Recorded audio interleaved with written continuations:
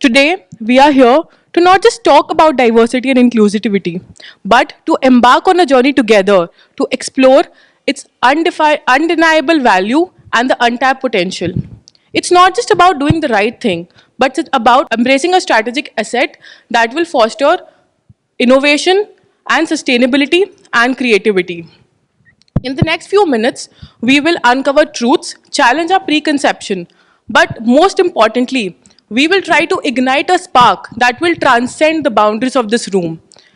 It's not just a presentation, it's a call to action to unlock potential as individuals and as firm. This world is brimming with diverse ideas and perspectives. The question isn't about can we afford to integrate it into our core business strategy, but the real question lies whether we can choose to ignore this invaluable resource. Before we begin, I would like to explore why diversity and inclusivity is important and to explore the competitive advantage of it. Being diverse does not mean to have different faces on the table. It's about harnessing a wealth of different ideas, perspectives, and experiences that will help a firm towards excellence. I will now try to ground our discussion in reality based on some numbers. If you see on the screen right now, in the US, women represent 47.2% of the US labor workforce right now. And out of this 47.2%, there are only 21% of them who are in the higher leadership positions. Let me state it out there that there are other qualified women as well who are not part of this 21%. In 2024, there are less than 60% in the US labor workforce who are defined as white non-Hispanic, which calls us to include more racially diverse workspace. In 2019, black people are only 3.2% in the higher leadership positions despite being qualified for the positions. This is not just a US phenomenon, by the way. It can be seen very evidently in India as well. Only 16% of the women are in the higher leadership positions, and this number has been stagnated for the past 2 years. Let me state it out there that these statistics are not just mere numbers. They are reflections of real people and their real challenges who can contribute to the real growth of the firm. Going forward, to understand the full spectrum of this issue, we have also created an empathy map of the leadership. So we conclude that the leadership positions, they are aware that they should include more diversity and inclusivity in their organization. They want to set targets. However, they face a little complexity in the implementation of such things, and at the same time, they are concerned about the resistance. This duality between the confidence and their complexity underscore the nuanced challenge we are facing. We, Team GASP, are not just here to advocate diversity and inclusivity. Our aim is to actively build it into the DNA of our system. Now, I would like to call upon my team to share their insights that will illuminate the path from where we are and where we can go by harnessing the human experiences that exist within and around us. Hi, so I will begin with figuring out the actionables which we can use to assess the diversity gap. First of all, we need to understand what is the level of diversity which is our goal. Secondly, we need to identify the biases in the current HR processes and recruitment cycles. Thirdly, what are the mechanisms which can be built to tackle these issues? Fourthly, we need to develop a channel for open communication and feedback loop, which will allow us to understand what are the issues the recruiters are facing and what are the candidates facing. Fourthly, we need to have training and development program to improve the candidates' quality and also which aligns with the organization's mission and vision. Now, there are some tools which we thought of while preparing this deck. That first of all is Chatterbot. AI-based conversational chatbot, which uses sentimental analysis to assess the mindset and perspectives of a candidate. Secondly, we have assessment tools like Crossroads, a simulation-based assessment tool which allows us to understand the decision-making skills of candidates. Secondly, Anonymous Assess and Personify Plus. These will allow us to remove the biases while taking the assessments of candidates. Then we need to have empathy training, which will allow us to educate the candidates and the current employees regarding the importance of diversity and how it can help in the success of the company. Moving ahead, we have identified six major type of biases: gender bias, culture bias, unfamiliarity bias, education bias, age bias, and ableism bias. Next, now we are going to talk about gender bias. We are here talking about the issues women and other genders face while re-entering the career paths which they had to leave while they were trying to build their families and had to take a career break there. Now, here we are not just talking about women, but you're talking about all the genders. So, first of all, we need to scope the problem. So, here have been some sample questions which can be used to scope your problem. Secondly, why gender diversity? So, gender diversity allows us to get different perspectives, empathy, emotional intelligence, healthy culture of collaboration, and crucial for decision making where we can get different perspectives. Now, why is there a lack of diversity? There are gender diversity, gender bias and stereotyping, systematic discrimination, lack of role models for the future leaders, culture misfit, internal politics and favoritism, poor policies and personal barriers. Thirdly, how can we achieve these goals of gender diversity? First of all, we need to embrace the non-linear career paths, treat it normally and don't just say it out, and set clear paths and be transparent about the processes. I would like to give an example of SPJMR, where they've opened up a special program for the women who want to re-enter the career paths. So it takes only the women who had to leave their career to build their families. Now Pulkit will take over from here to discuss the other biases. आशय बेटा 12th के बाद क्या सोचा है? पापा मैं सोच रहा हूँ इकोनॉमिक्स। कुछ नहीं, चुपचाप इंजीनियरिंग करो, आईआईटी जाओ, लाइफ सेट हो जाएगी तुम्हारी. A 12.5 lakh students appeared for the joint entrance examination 2024. However, there are merely 17,000 seats across the nation in IITs. तो बाकी लोगों का क्या? Indians and their obsessions with IIT and IIM tags needs no introduction. However, this can partly also be attributed to a similar bias very prevalent in the corporate industry. 3 out of every 4 Indian CEOs are IIT or IIM graduates. There are specific job postings that require IIT or an IIM tag as a prerequisite. A typical Indian CEO is a 56-year-old male, and guess what? He too is an IIT or IIM graduate. So now that we have talked about this bias, why does this bias exist? It's primarily because of the societal belief and the Indian obsession around this tag. We perceive that the students of these institutions offer better quality. These institutions have a strong brand name and value associated with them, and there is a very strong alma mater hiring. It's very important we address this gap because it's undermining meritocracy, it's overlooking the non-IIT or the non-IIM talent pool, it's hampering innovation and creating a leadership market disconnect. To address this gap, we can establish skill-based framework hiring, highlight stories of non-IIT and non-IIM role models who made it big in their lives, closely monitor different diversity metrics, and provides or impart specific knowledge or training to address any college-based knowledge gaps if there exists. Now coming on to the bias based on culture and caste. This bias is more on an unconscious side and is often unknown at times. In this, we are often discriminating based on something that becomes a part of our identity at the time of our birth, and hence it's beyond our control. For example, Baniya and Dukan Ka Galla, South Indians and the IT industry, and Biharis and the policy making. These are certain stereotypes that have become very natural to us Indians. India is a khichdi of different cultures, castes, religions. There is no quota system officially in the corporate industry, but there is a very strong bias at the time of hiring and promotion.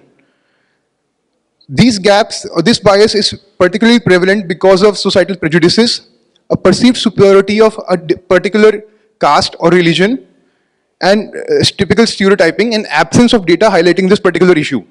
It's very important we address this to offer equal opportunity, to promote diversity, inclusivity, and equality, and enforce diverse talent pools. To address this, we can proactively reach out and hire minority people, establish blind screening and diverse interview panels, and provide anti-bias training to our leadership team. I would like to call Gunjan to carry on. Coming to age bias, I'm sure all of us here would have heard our parents say at some point in our lives that you're too old for this, or maybe you're too young for this. But how did we decide these age brackets and their corresponding rules? We say that age is just a number, so how did age move from just being a number to being a limiting factor which we place on ourselves? Age bias is also very prevalent in the corporate industry. There are job postings which come with a minimum requirement for a number of work-ex. But however, it is important to assess that work-ex that the experience would prove valuable only if the candidate gains some experience or gains some learning from it, and it's not just a mere number which is being stated, which has been associated with his profile. We have examples of very young successful leaders in the industry, from Ritesh Agrawal of Oyo to Advait Thakur of Apex Infosys, Mark Zuckerberg of Facebook, and Suhas Gopinath of Global INC. And it's not just the young leaders who face the issue of ageism bias. It's also the senior most corporate employees who are there in the industry since many years. There's an industry-wide saying which goes that the tech ability of a corporate employee is inversely proportional to its age. But what about the experience which he brings along and the wisdom which he has gained over the years he spent in the industry? His mentoring and his guidance will also help the young leaders make the organization grow faster. So how do we address this age bias within our organization? Firstly, it's important to identify the valuable candidates without age being a limiting factor. We can also proactively build and assess age-inclusive teams which will foster collaborative environment where knowledge transfer is encouraged. We can avoid using generational labels such as Gen X, Gen Zs, Millennials, because these labels have certain stereotypes attached to it. Offering phased retirement options can also help us retain senior executives where they can transition them into advisory roles where they can guide and mentor young leaders. Young leaders could also be given fast-track promotion opportunities when they show merit, so that to make them feel valued and motivate them to contribute more to the organization. Moving to our next bias, the unfamiliarity bias. We have heard this saying, grass is greener on the other side. This would be the emotion right now of Aditi and Aditya over here. Aditi, who felt that she was overlooked for the promotion when a firm hired an external candidate with less experience than hers. Whereas Aditya, who had received stellar recommendations, was passed over for a team leader role because the organization felt that he lacked certain leadership skills. In fact, the organization left the position vacant until they found a suitable external candidate. So does that mean that all external candidates are better than the internal candidates? That is definitely not the case. The example being here on the screen of Mr. Ritesh Tiwari, who has been part of HUL since last 25 years and is currently serving as a CFO of HUL. Whereas Vishakha Mulye, who is an external hire and is currently an CEO of Aditya Birla Capital Limited, who was part of previously working with ICICI Group for over about 30 years. So yeah, we can see that even in the industry, there's a mix of approach which they follow when it comes to external and internal hiring. So how do we tackle unfamiliarity bias in our organization? Firstly, it's important to assess the need of the position, whether it calls for an external perspective or whether it needs more of an inside knowledge which would help the candidate serve better. It's also very important to acknowledge the fact that there would be a potential bias stemming from the unfamiliarity. Because when it comes to internal employees, we are aware of the weaknesses and also of their skills. But it's important to note that those skills are just the narrow skills and may not be the full potential of the candidate as he or she is working in a particular profile. And thus, it is important that we assess the gap difference between the profile which he is working in and the new position which is open. In fact, it's also very important that we try to hear the weakness of the external candidate, because during the interviews and the hiring process, the external candidates tend to highlight their skills which are relevant and showcase only the skills which are positive from their side. So it's also very important that we also focus on we try to assess the weaknesses of those candidates as well. To to identify the full potential and recognize the internal candidates, we can also appoint an internal advocate who can be a champion of these internal candidates and inform us about their entire potential so that we can make an informed decision. Now, Ashay will take us forward. So thanks, Gunjan. Speaking on the ableism bias. So firstly, following the same structure, we have a few scoping questions as to how many differently abled individuals are part of the organization. Do you have any targeted programs to support these individuals? How accessible and inclusive is the leadership process for such individuals? And is there any differently abled person in the team currently? If yes, what was the experience for them? right? So firstly, addressing why this gap exists because of ableism bias, right? There are stereotypes and biases associated that differently abled people might not be able to match up to the work of a normal individual. There are cultural isolations and unfriendly environments where these differently abled people are kept at an arm's length from the normal people, and they're secluded in the organization. And there are lack of support groups that does not provide them with any psychological safe space, right? So now, why do we need to address ableism bias? Right? Because ableism, once we address ableism bias, it will provide inclusivity in the true sense. You will put your money where your mouth is. You are not just advocating that we should be inclusive, but you are actually showcasing that we are inclusive. Further, they bring unimaginable insights to the table. Suppose you're using an application and you have a user and you have an employee who is blind. The insights that he might have about the application while using it might be very different from what you can ever imagine. Similarly, a person with just one limb might just have a great insight onto how the product can be made more efficient for a user who is using the product with one hand as opposed to a normal user with two hands. And now you're fostering a culture of belonging wherein you're providing these individuals an opportunity to be a part of the entire organization in an inclusive manner. And further, to close the gap, now you make necessary changes and build an inclusive culture. This firstly requires you to address the problem at hand and then build a culture and policies to have these individuals with you. You form employee resource groups so that these individuals can share their thoughts and feel psychologically safe and not just physically safe. And you go beyond the norm and advocate for the change. Even if you are the only organization doing it in the entire industry, you go beyond that and you do it and you advocate for it in the entire industry. So now, in summary, basically using design thinking, we addressed the problem of inclusivity and diversity using the 5 whys approach, wherein we first scoped the entire problem to deep dive as to why these problems exist. We then zoomed in, zoomed out, looked at the problem from different angles as the design thinking methodology says, and drawing an empathy map and using the 5 whys approach to scope out the entire problem. And we understood the different biases, be it gender, education, culture, age, unfamiliarity, ableism, and also addressing unknown biases in the way. And then we offered solutions. Now, these solutions were broken down into both aspects, as Aditya mentioned, which were the short-term aspects and the long-term aspects. The short-term aspects, of course, include training and development, policy making, having transparency, and solutions such as menstrual leaves or appreciation leaves and open door policies come into this. And now we're offering unconventional policies and unconventional solutions, which are actually a part of our USP, which is having AI-based chatbots, which we call as Chatterbot, simulation practices where users will be kept in an environment where they will have to take decisions and they will be judged on those decisions in a augmented reality approach. And we have HR-based assessments using MBTI, DISC approach, wherein you actually solve these entire problems. Now, the overall feedback to the organization is, of course, to be agile, be open to feedback, and invest for the future. You not just have to make these decisions, but also continue to iterate on them and improve, right? So in HR, we keep hearing about hire to retire. So we can only do that, or we can only implement hire to retire when the policies are framed in a manner that support hire to retire, right? If an individual has to feel that he needs to prove himself in an organization, we might not have built the right culture, because an employee should add value to the organization and not be in the constant fight to prove himself. Further, we say that employees must break the glass ceiling.